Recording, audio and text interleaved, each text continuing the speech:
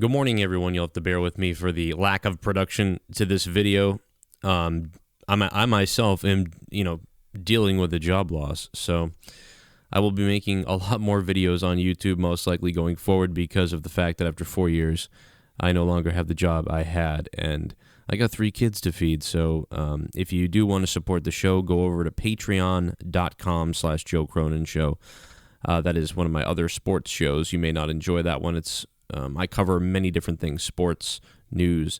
I do wrestling. I kind of play a little bit of a character over there.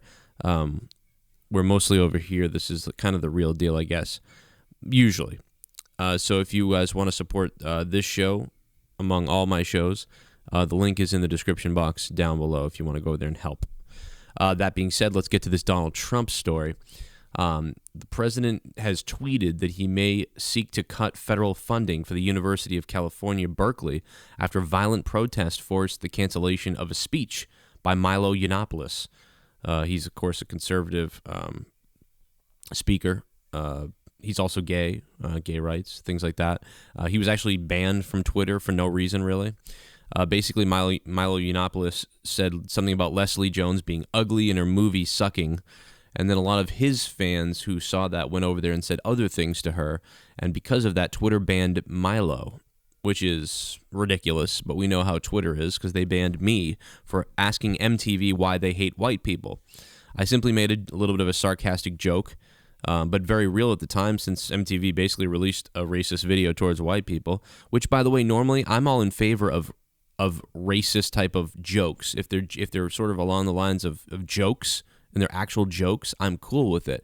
But the fact that MTV would never make a video like that about any other race, and they poured it on white people, white males so hard, with such a double standard, that was so racist because of their position previously. That's why that was racist. I remember, anyway, let's get to this USC Berkeley story. Now, I believe USC Berkeley is the college. I think so. I don't know 100%, but I believe this is the college that formed these walls and chains in front of the school to only keep out white people.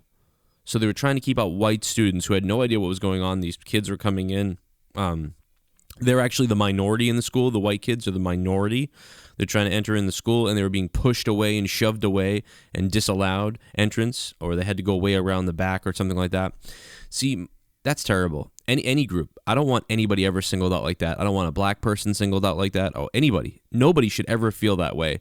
Do you know I know how gut-wrenching it is when a massive group of people are just bullying you or being mean to you. It's a horrible feeling. It is a terrible feeling. In a sense, I'm liberal like that. I don't like bullies.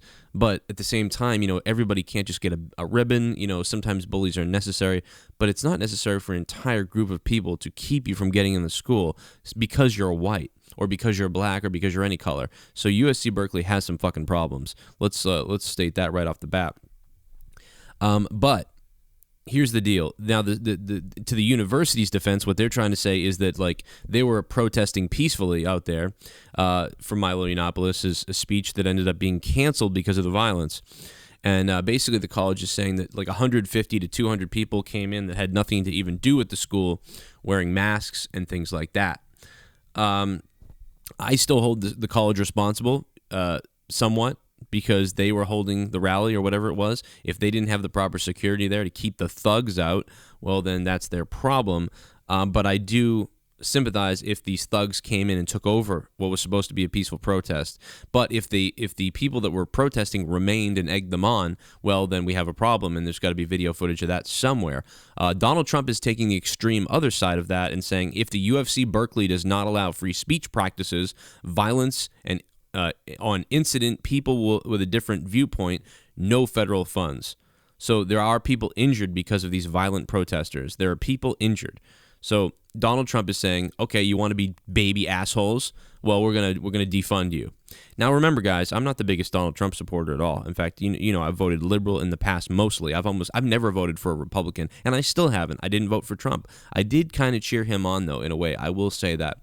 There's also the misconception right now that it's a complete Muslim ban going on in the country. That's ridiculous, because there are billions of Muslims in other countries, in different countries. They're all allowed to fly here still. They're all allowed to come to the country.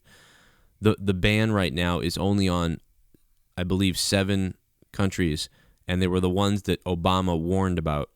And those are the ones that Donald Trump got the debriefing on that are currently active with these terrorist things. And that's why they're on the list. And by the way, it's only for 120 days. Now, I am somebody with a heart. I'm not one of these Republicans that's like, well, we have to do it. Well, whatever. I absolutely not. When I see kids or people trying to get in the country that are legit having problems and that really need help right now, and we can let them into our country, and we turn them away, that breaks my heart. I'm not going to lie. That I don't want to see that. And I don't know if I was at the border, if I wouldn't just try to let those people in and risk myself going to prison for not agreeing with or not abiding by the law that we've set. But I don't know, man. It's tough. It's a tough situation. But right now, maybe we could be proactive and work something out with Canada. Canada likes to take the refugees still. I mean, maybe, if women and children like that are coming, we could work out a forwarding thing where we could send them to Canada and Canada would take them. That way we know they're going somewhere and not going back to that hellhole. And then we can vet them further to get them back in our country. I don't know. I mean, the thing about Republicans and Democrats that are funny is they always go back to the previous history, right?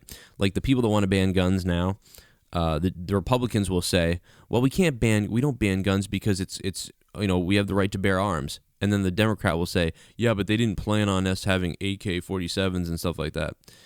Well, but in my opinion, that doesn't matter because back then they had fucking muskets and they had guns. So whatever they had back then, we were allowed to carry. So whatever they have now, we really should be allowed to carry because it's the same thing.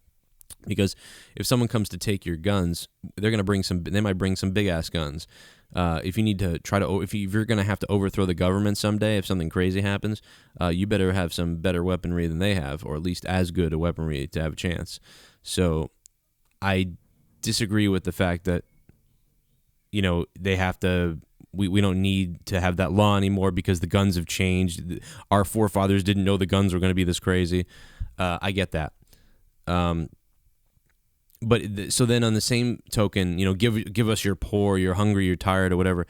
We accept any immigrants and all that stuff back in the day, right? So everybody always goes back to whatever happened. The Democrats and liberals will say, oh, give us you're tired and you're poor and you're hungry. Whatever happened to that? So it's funny. They want to recall that stuff back then, but they don't want to recall the take arms. And the Republicans are the opposite. It's bizarre. But really, the truth is somewhere in the middle. So if you believe that you must be able the right to bear arms of anything, just like, the immigrants, we must take all immigrants no matter what. Really, the truth is kind of in the middle. We need a better checking process for people who buy weapons. Obviously, that needs to be fixed. Mentally ill people is the real problem. That's the problem with just about everything, guys. Most of these people that do these crazy things are mentally ill, and that's the problem. It all goes back to mental illness. Now, imagine the future with whatever brain waves trigger mental illness. Can you imagine them putting a chip in everybody so that if your brain waves ever start to show signs of that mental illness, it triggers something and people come to get you and then they evaluate you? Imagine that shit. I went into this Orwellian fear just now. But no, so I mean, the truth is somewhere in the middle with everything. Nothing is definite. Never shut out an entire group just because of something. And this is not a Muslim ban because Muslims are coming in the country constantly every day because we don't have a problem with them. It's the areas where certain terroristic stuff is happening and coming from that we are concerned with, I believe. Now, in my opinion, the whole damn thing doesn't matter anyway because I swear to you that you still can't keep the place safe. The only way to keep a country safe would be to lock the entire thing down, not let anybody in ever again, and kill everybody here who had a problem with it. So I mean, that's just not going to happen. That's crazy. The people here would start rebelling. It would get more violent. So, it comes down to the same thing as guns. You never, this is a safe place, so you can't bring a gun here. Well, the guy that's crazy is going to bring a gun here and kill you anyway. So you couldn't bring your gun, but he's going to bring his. He didn't give a fuck if it's a safe place. He's going to blow your head off. So it's the same thing with people. If there's bad people that want to come here to do shit, they're probably going to get in, But I get trying to not make it so damn easy for them. That's why this is happening in Germany and other places, because they're massively letting in the refugees, so a few psychos are getting in there. especially when you're less educated and you come from a poor family or you have a warped sense of ideology. Anyway, guys, I hope you enjoyed this video on Trump, and which started on Trump, and everything I said. I hope it made sense. I'm kind of babbling on everywhere. This is Shame on News. Hope you can leave a like and subscribe.